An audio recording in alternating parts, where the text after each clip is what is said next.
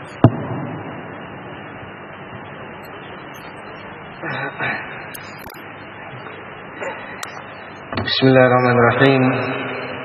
Alhamdulillah wassalatu wassalamu ala Rasulillah wa ala alihi wa ashabihi wa man tabi'a hudahu ila yaumiddin. Amma ba'd.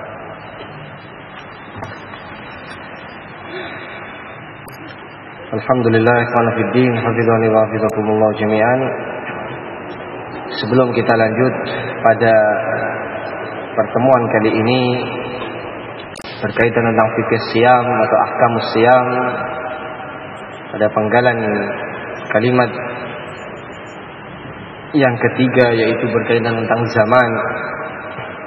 zaman puasa, apakah zamanul wujub ataukah zamanul imsak. Kita murojaah sedikit dari pertemuan yang lalu, definisi puasa yang kita bahas kemarin. Siapa yang sudah hafal?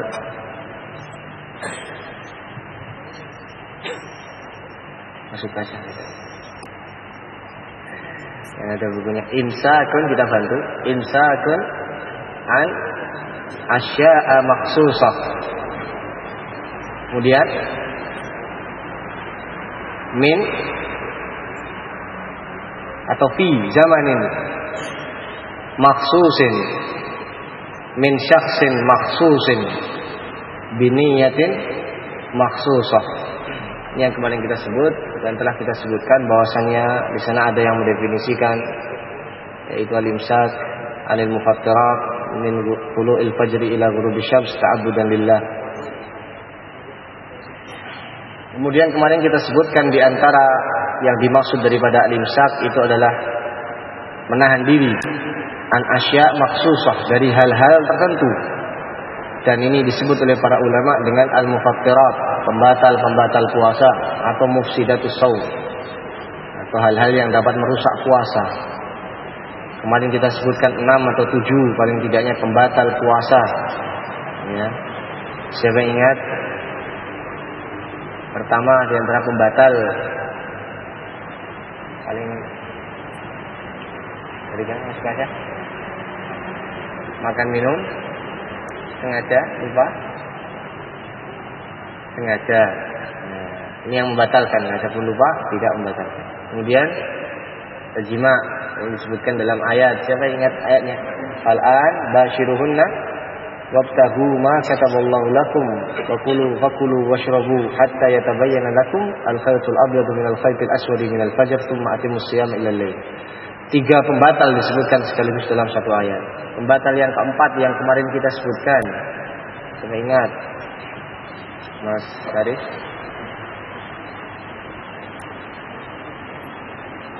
ya harus urut.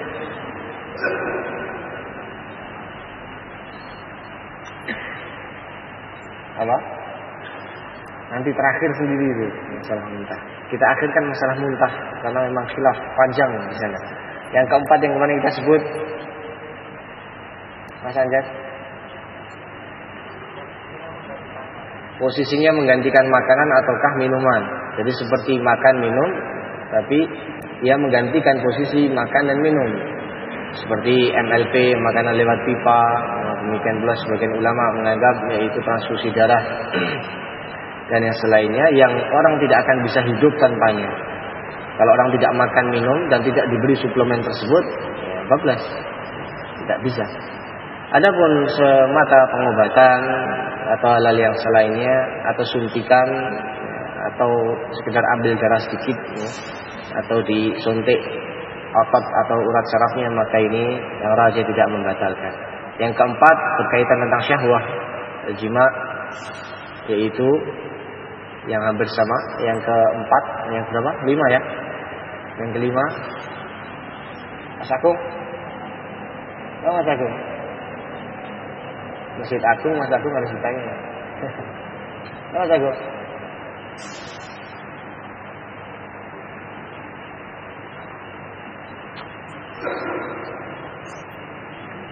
Iya. Muntah paling akhir. Yang mirip dengan jima apa? Iya, mengeluarkan mani dengan sengaja. Ya, mengeluarkan mani dengan sengaja. Inzalul mani amdan. Dan ini sejumlah ulama banyak meracikan yang demikian. Sebagaimana hadis Allah Subhanahu wa taala memuji dalam hadis qudsi, yada'u ta'amahu wa syarabahu wa syahwatahu min ajli. Dia orang yang puasa itu meninggalkan makannya, minumnya, syahwatnya karena aku.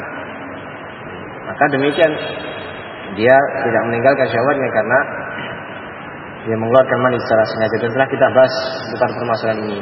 Sekedar murojaah saja. Yang berikutnya ke berapa? Ke-6 dari sebelah kiri. Abu Muhammad,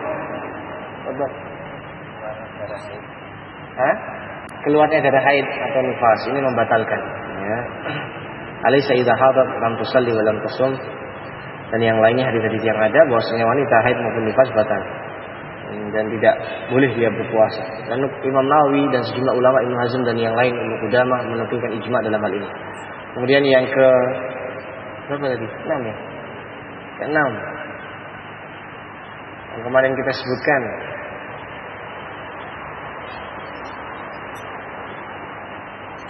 Nasiri. Murtad. Nih. La nasyrafta la yahbatanna amaluk. Demikian pula firman Allah, wa ma mana'ahum an tuqbala minhum shadaqatuhum illa annahum kafaru billah. Tidak ada yang mencegah diterimanya sedekah mereka kecuali karena mereka telah kafir kepada Allah Subhanahu wa taala. Maka ditolak amal ibadah seseorang berdasarkan di atas kesyirikan atau kekufuran terhadap Allah Subhanahu wa taala. Yang terakhir kemarin kita sebut, yang ketujuh adalah at-taqayyu amdan, muntah dengan sengaja.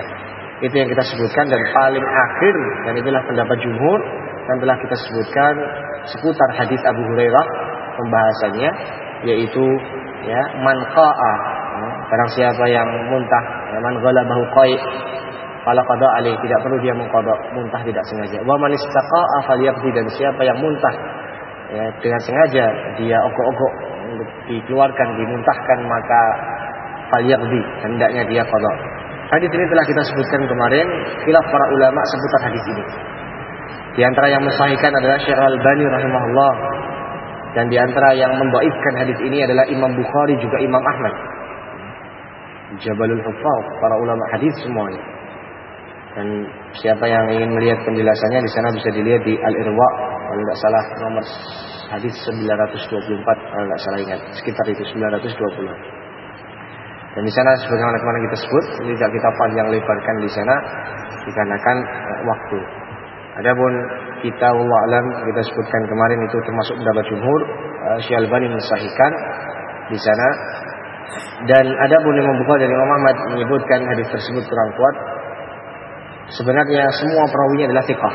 Semua perawinya dari depan sampai belakang itu semuanya orang-orang terpercaya, thiqah. Hanya saja sebagian ulama menganggap ada kekeliruan dari salah seorang perawi menisbatkan kepada gurunya, yaitu Isa bin Yunus, menganggap itu hadis dari gurunya Hisham. Dan Imam Ahmad menganggap ghalata fi, dia keliru padanya, dan itu tidak ada dalam kitab hadisnya. Dan demikian pula sebagian yang lainnya itu menganggap ini. Akan tapi Syekh Al-Albani menyatakan hukum asalnya adalah dia adalah seorang yang thiqah dan dikeluarkan hadisnya dalam Sahihain Isa bin Yunus. Dan sebagian menganggap dia hanya sendirian, seperti kata Imam Tirmidzi. Isa bin Yunus hanya sendirian meriwayatkan dari Hisham bin Hassan. Jadi dia cuma sendirian. Namun didapati adanya riwayat lain penguat. Syekh Al-Albani menyebutkan dari Hafs bin Riyad, dan itu menguatkan. Ya. Menunjukkan juga istaqa'ah, begitulah itu. Kemudian ada ilah yang lain, yang kedua mengatakan di situ Hisham bin Hassan, ya, gurunya, dia menyendiri di situ. Waham dan Syekh Al-Albani menyatakan dia termasuk orang yang thiqah, bukan hanya thiqah, bahkan Hisham bin Hassan adalah orang yang terkuat di antara murid-muridnya Ibnu Sirin. Karena hadis itu dengan para perawinya berantai sampai Muhammad bin Sirin, muridnya Abu Hurairah, dari Abu Hurairah sampai kepada Rasulullah SAW. Dan di antara murid-murid Muhammad bin Sirin yang paling kuat hafalannya justru adalah yaitu Hisham bin Hassan ini tadi. Maka hukum asalnya dia thiqah, bahkan min akbatin nas, termasuk orang yang paling kuat hadisnya. dari murid-murid Ibnu Sirin, maka tidak ada sisi dari pendhaifan hadis tersebut, kata Syekh Al-Albani rahimahullah taala.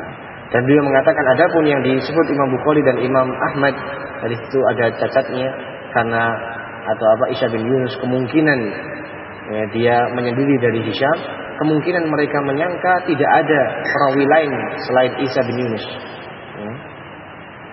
Dan semisal ini adalah permasalahan khilaf dan kita sebutkan sekilas tentang permasalahan tersebut, dan itulah pendapat jumhur ulama rahimahumullah taala. Dan ada yang kita tinggalkan, yaitu perkara permasalahan hijamah, bekam dan selainnya. Dan secara simpel kesimpulan kita ringkas kemarin, yang lebih utama adalah seorang yang puasa meninggalkan berbekam dan meninggalkan muntah dengan sengaja. Selesai masalahnya. Dia jauhi, itu lebih selamat bagi dia. Selesai permasalahan. Adapun dia muntah tidak sengaja, maka yang saya insyaallah puasanya tetap sah. Itu kesimpulan dari apa yang kita bahas sedikit kemarin dari pembatal-pembatal puasa. Dan insyaallah kita memasuki pembahasan berikutnya dari penggalan definisi dari puasa, imsakun an asya makhsusah. Puasa adalah menahan diri dari hal-hal tertentu, itu pembatalnya. Fi zamanin makhsusin, pada zaman yang tertentu pula. Maka inilah yang menjadi pembahasan kita berkaitan tentang zaman ataukah waktu puasa. Berkaitan tentang zaman ataukah waktu puasa.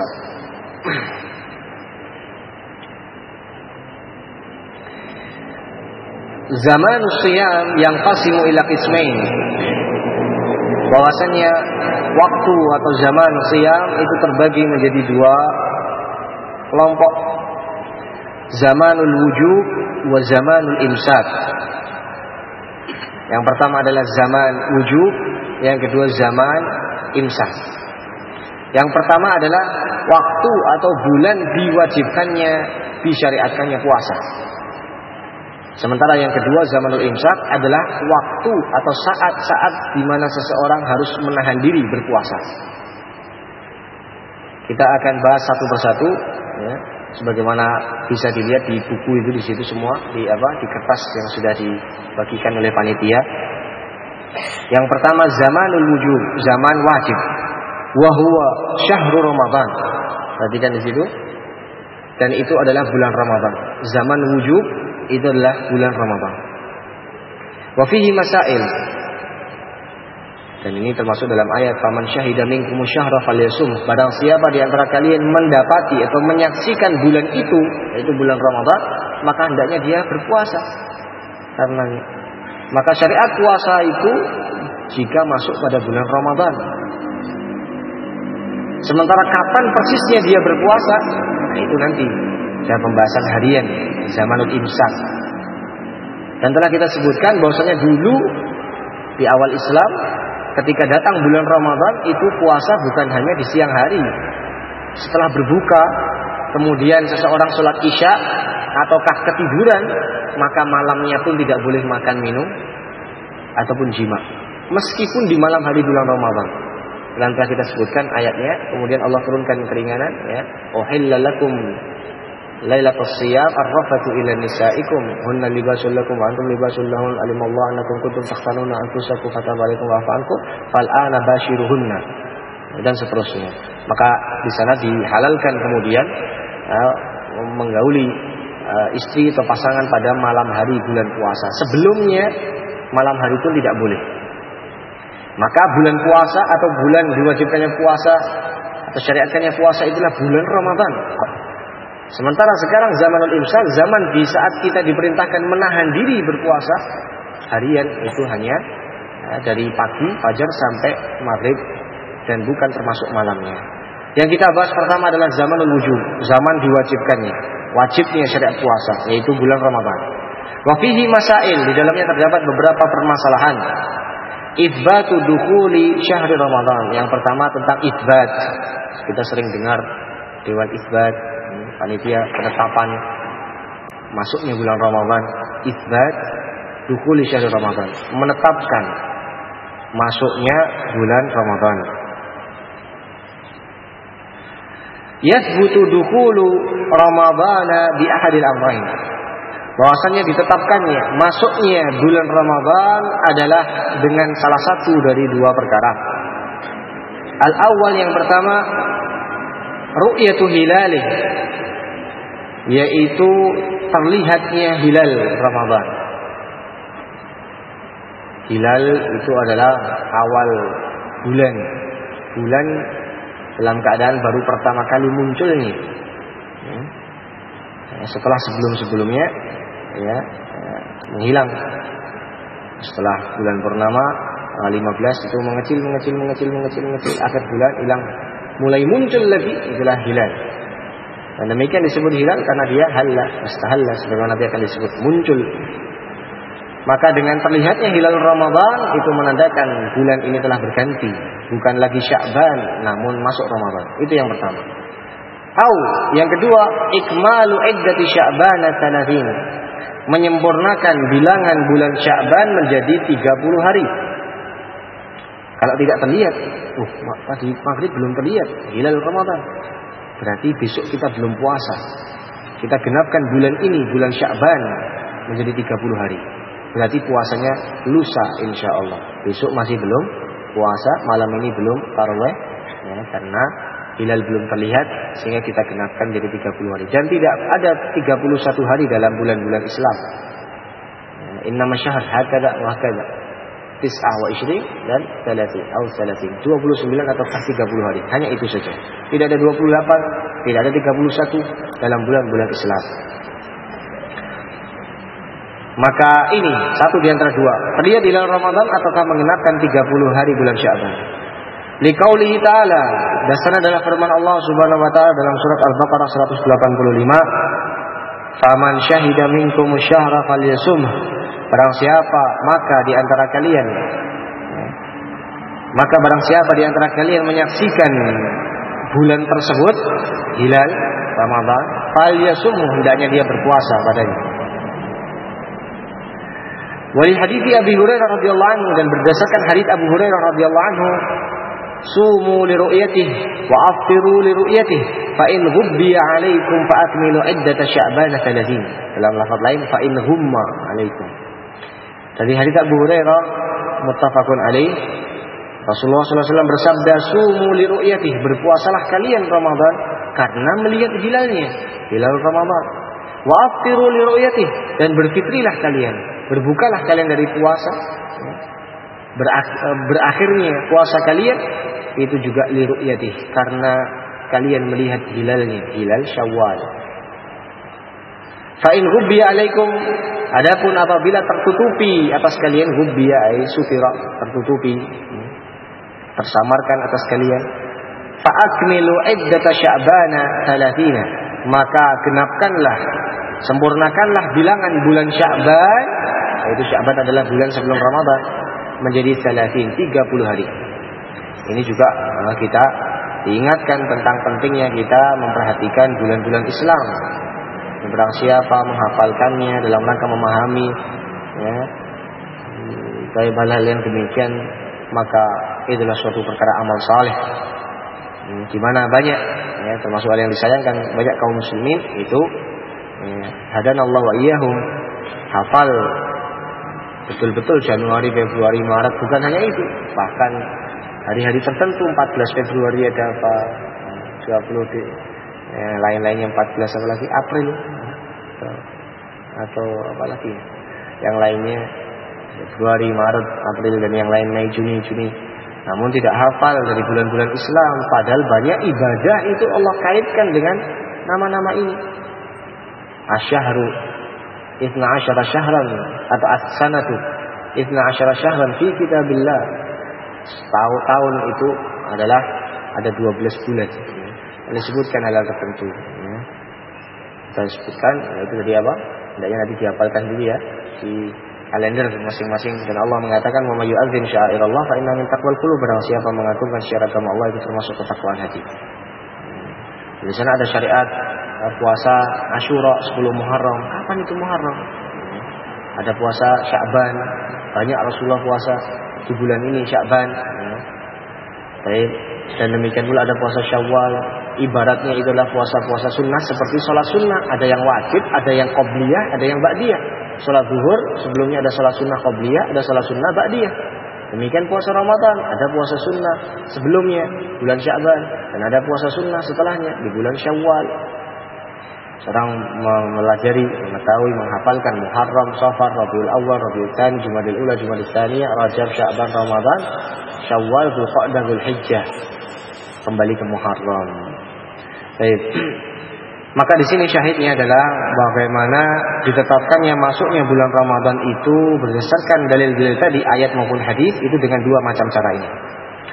Dari hadis di atas kita mengetahui satu kesimpulan yang disebutkan oleh para ulama, hukum berkaitan tentang masuknya bulan Ramadan, berkaitan tentang puasa adalah la yajuzul i'timadu bi tariqatil hisab, tidak diperbolehkan bersandar dengan metode hisab. Tidak diperbolehkan menyandarkan ibadah-ibadah kita semata-mata dengan metode hisab. Bukan berarti dilarang mutlak.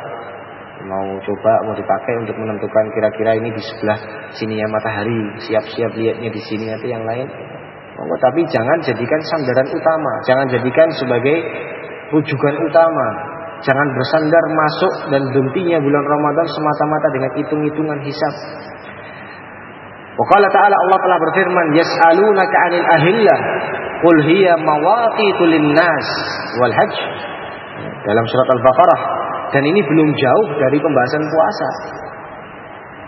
Cuman terselang satu ayat, ayat 184, sebelum-sebelumnya semua berbicara tentang puasa, berkaitan tentang Ramadan. Dan memang, dan di sini disebutkan tentang hilal.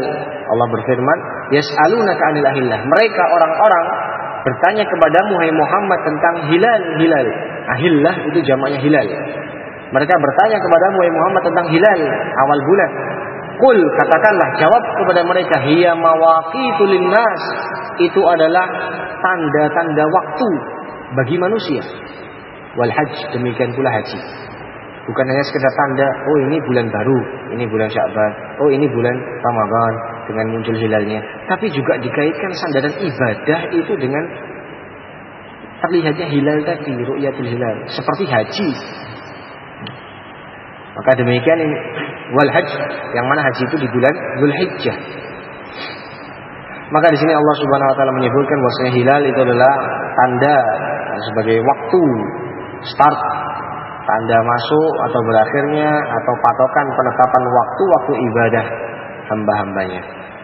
Kadzalika qad sabaqa fi hadits anna Nabi sallallahu alaihi wasallam allaqa amra shaumi birru'yah. Demikian pula telah berlalu dalam hadis-hadis di atas bahwasanya Nabi sallallahu alaihi wasallam mengaitkan perintah puasa dengan ru'yah. Sumu li ru'yatih, berpuasalah kalian karena sebab landasan melihat hilal, ru'yatul hilal. Ru'yah bukan ruqyah, ya. Perlu diingat. Ru'yah ya, pakai hamzah. Ru'yah bukan ruqyah. Demikian pula tadi, kok tadi di atas disebut fi zamanin makhsus, setelahnya disebut zaman. Ada kok disebut zaman pendek, disebut zaman. Kalau itu boleh dua-duanya. Zaman pendek dengan zaman, dua-duanya benar. Sebagaimana maliki yaumiddin dengan maliki yaumiddin, dua-duanya juga boleh. Tapi ada juga yang tidak boleh, seperti matorun dengan mator, nah itu beda, tidak boleh baca panjang. Matorun artinya hujan, kalau mator artinya bandara. Kalau baca sodakoh artinya sedekah, kalau baca sodakoh artinya persahabatan. Sodakoh dengan sodakoh, maka berbeda.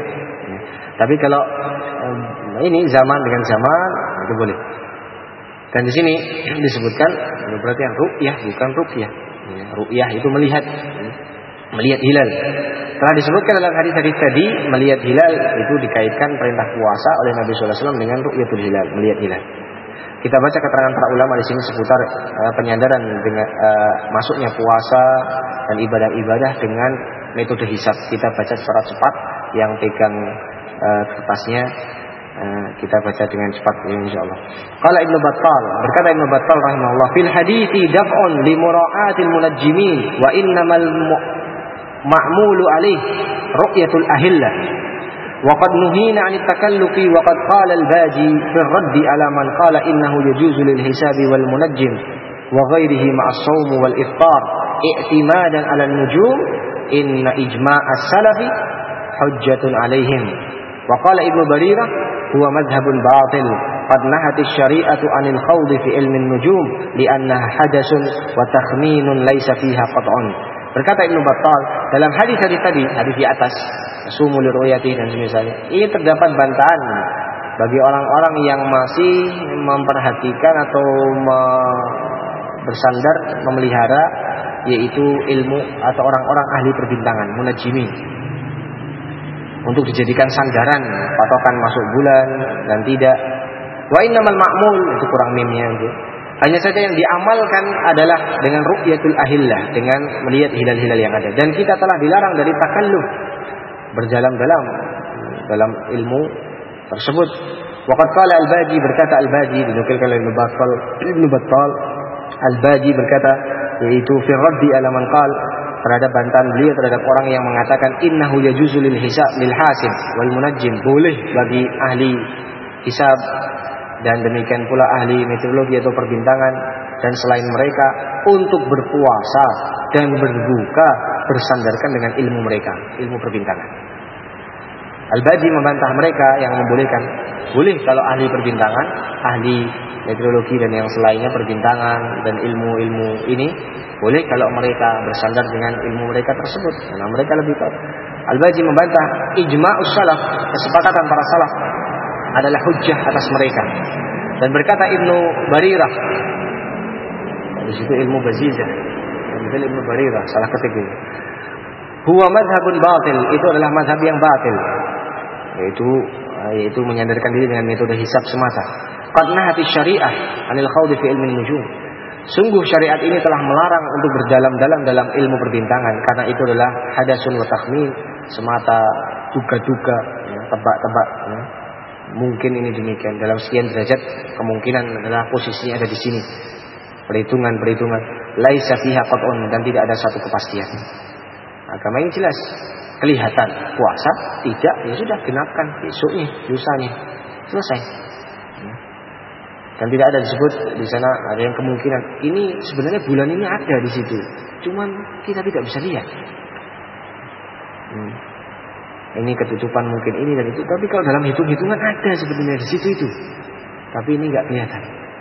Sudah petunjuk Rasulullah SAW dari yang mudah terlihat, maka itu jadi patokan, yang tidak maka diundurkan. Qala Ibnu Daqiq al-Aid, berikutnya Ibnu Daqiq al-Aid menyatakan, walladzi aqulu bihi anna al-hisab la yajuzu ay yu'tamada alayhi bi mufaraqati al-qamar lisyams ala ma yarahu al-munajjimun min taqaddum asy-syahri bil hasib bil hisab ala syahri bir ru'yati bi yawmin aw yawmain fa inna dzalika ihdatsun li sababin lam yashra'hu Allah taala. Semakna dengan ini juga Ibnu Daqiq al-Aid menyatakan yang aku katakan adalah bahwasanya hisab tidak boleh untuk dijadikan sandaran dengan, yaitu karena adanya perbedaan antara bulan dengan matahari, dan menyandarkan diri dengan apa yang dipandang oleh ahli perbintangan, mendahului bulan Ramadan dengan ilmu hitung-hitungan, bukan dengan ru'yah sehari dua hari sebelumnya mendahului, karena belum terlihat namun menurut perhitungan sudah kemudian didahului. Inilah termasuk perkara ihdaats, hal-hal baru lisababin lam yashra'ullah, untuk melakukan satu sebab yang tidak diizinkan, disyariatkan oleh Allah Subhanahu wa taala. Yang berikutnya berkata Syekh Muhammad rahimahullah dalam fatwa beliau, amma isti'malu ma yusamma bidirbil, adapun menggunakan teropong, yaitu al-minzar al-muqarrib, kaca pembesar yang bisa mendekatkan semakin jelas ke sana, bi ru'yatil hilal fala ba'sa bih, untuk bisa melihat hilal ini tidak mengapa, alat bantu seorang melihat dengan kacamata, dengan kaca pembesar, teropong, ya. Lakin laisa biwajib, tapi tidak wajib. Lianna dhahir, karena yang dhahir dari as-sunnah ya adalah al-annal i'timad ala ru'yah al-mu'tadah la ala ghairiha. Itu berdasarkan dari yaitu ru'yah melihat dengan mata biasa. Akan tetapi seandainya dipakai maka tidak mengapa, dan seterusnya dari apa yang beliau sebutkan tentang perkara yang seperti ini. Kemudian demikian pula Siddiq Hasan Khan menyebutkan at-tawqid fil ayyam masyhur bil hisab lil manazil al-qamariyah bid'atun bi ittifaqil ummah. Bahkan Siddiq Hasan Khan rahimahullah menyebutkan ittifaqul ummah, kesepakatan umat tentang bahwasanya tawqid yaitu landasan waktu dalam hari-hari dan bulan-bulan itu dengan metode hisab, melihat kedudukan bulan di mana, ini termasuk perkara bid'ah dengan kesepakatan umat. Maka Lajnah Daimah pun juga menfatwakan demikian. Ya, Dewan Fatwa Saudi Arabia mengatakan farruju' fi itsbati syuhur al-qamariyah ila ilmin nujum fi bid'il ibadati wal khuruj minha duna ru'yah minal bid'ah allati la khaira fiha walal mustanad laha fi syariah. Kembali merujuk dalam menetapkan bulan-bulan al-qamariyah kepada ilmu perbintangan dalam mengawali peribadahan haji ataukah puasa, atau keluar dari bulan tersebut peribadatan. Selesai berarti puasa kita, selesai berarti demikian. Semua merujuk dengan ilmu perbintangan tanpa melandasi dengan ru'yah. Hilal adalah termasuk minal bid'ah, termasuk perkara-perkara bid'ah. Allati la khaira fiha, yang tidak ada kebaikan padanya. Wala mustanad laha, dan tidak ada sandarannya di syariah, dalam syariat ini. Ini dalam fatwa Lajnah Daimah, kalau tidak salah jilid ke-10. Ini berapa yang disebutkan tentang seputar perkara ini. Kemudian termasuk masail berikutnya seputar permasalahan zamanul wujub adalah yakfi lidukhulir Ramadan bi syahadati rajulin wahid. Bahwasanya cukup menetapkan adanya masuknya bulan Ramadan itu dengan persaksian satu orang saja. Dan satu orang mereka bersaksi melihat atau dia melihat, maka yang demikian ini boleh untuk jadi dasar penetapan masuknya Ramadan. Li hadithi Ibnu Umar, dan ini kita masih membahas umum ya, belum keterkaitan dengan hak pemerintah dengan rakyatnya, belum kita bahas sampai di sana. Ini baru membahas secara umum bahwasanya persaksian satu orang untuk masuknya ini demikian, ini teranggap sesungguhnya terpakai dalam syariat.